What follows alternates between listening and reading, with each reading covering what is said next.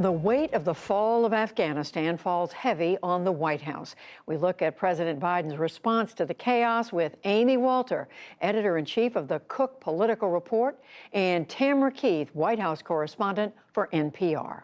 It is so good to see both of you on this Monday, but the news, as we are reminding everybody, is very heavy. This day, Amy, presidents are judged by moments like this. That's right. What do you see from President Biden, and how do you think he's going to be seen? So what we heard, especially today from President Biden, was a focus on the policy that, for all intents and purposes, seems to be popular, at least if you poll the question, should America leave Afghanistan? Majority of Americans say, yes, we should. Americans long have disliked spending blood and treasure overseas. But if the question is, how competently was it done? Yeah.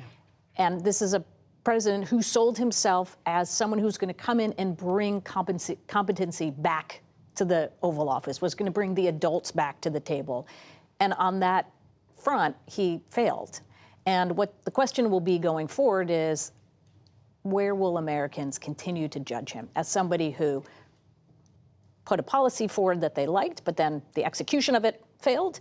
Or will the execution of it become less sort of salient the farther away we get from this? I think the most important thing for these next few weeks, of course, are the scenes that will be coming out of Afghanistan, not just of the civilians, but of the troops who are being brought in, the American troops being brought in. If tragedy should befall any of them, the impact politically, I think, would be pretty significant. The humanitarian consequences, everybody's looking to see, Tam, what the toll is on this country. We're waiting to see. But it is always political season here in Washington and in the minds of people who are thinking, the Democrats could suffer from this. Republicans could gain. Certainly, and President Biden, in the way he is presenting this, is that it was a binary choice. It's either in Afghanistan or out of Afghanistan. Now, some critics say that there should be a residual force that stays. Many critics, including both Democrats and Republicans, argue, sure, withdraw U.S. troops, that's fine. But as Amy says, people are arguing that the execution was quite flawed.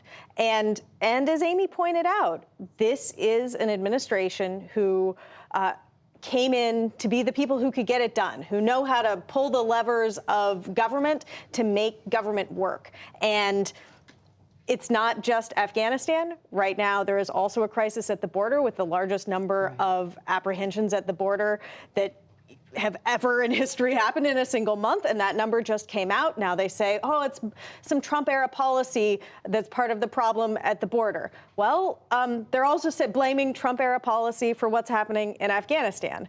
And at some point in a presidency, the public stops buying that. Well, and the president said today, the buck stops with me. I'm the president. So he flat out said it. He said it. Right. Yeah. And Amy, at a time, I will say, at a time that when the country's dealing with COVID, that's right, worried about the economy, is what happens in a country thousands of miles from here going to matter in the midterm elections? Well, and foreign policy rarely registers with voters, right? Even if in a presidential campaign. But it is the imagery, and I think that's going to be the question. I think back to the summers of other first-term presidents and what we remember from that. I mean, we think about President Obama, and it was the town halls, right? The healthcare town halls, the anger from constituents. We think about President Trump and what was happening in Charlottesville. Those images really seared.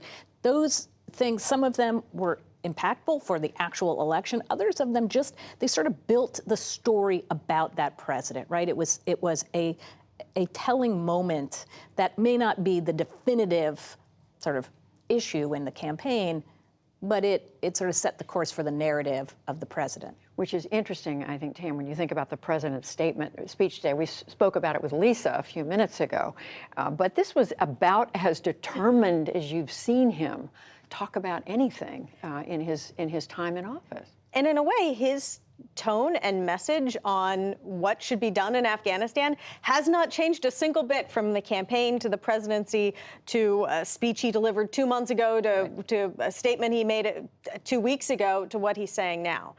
He is firm in his belief that this is the right action, that this is the right policy. And, behind the scenes, administration officials are saying, yes, we know that this happened far faster than they were expecting, but they insist that they were running tabletop exercises, that they were planning for this scenario. I think what happens, as Amy says, in the next week or two, whether American lives are lost, whether the U.S. is able to keep its commitment to thousands of Afghans, that will determine. We're just too early in this story to know where it ends and what the political implications are. We are very early, and we are early, if you will, Amy, in the political cycle. I mean, it's absolutely, absolutely. So. But the juxtaposition of the comments that the president made in July, just a month ago, to Yamiche, saying this is not going to be Saigon, and then the images. I mean, those two things side by side. Are really, really powerful. Again, it may not be the definitive issue for sure, but that image is indelible. And we will see. Yeah. Amy Walter, Tamara Keith, thank you both. You're welcome. Thank you.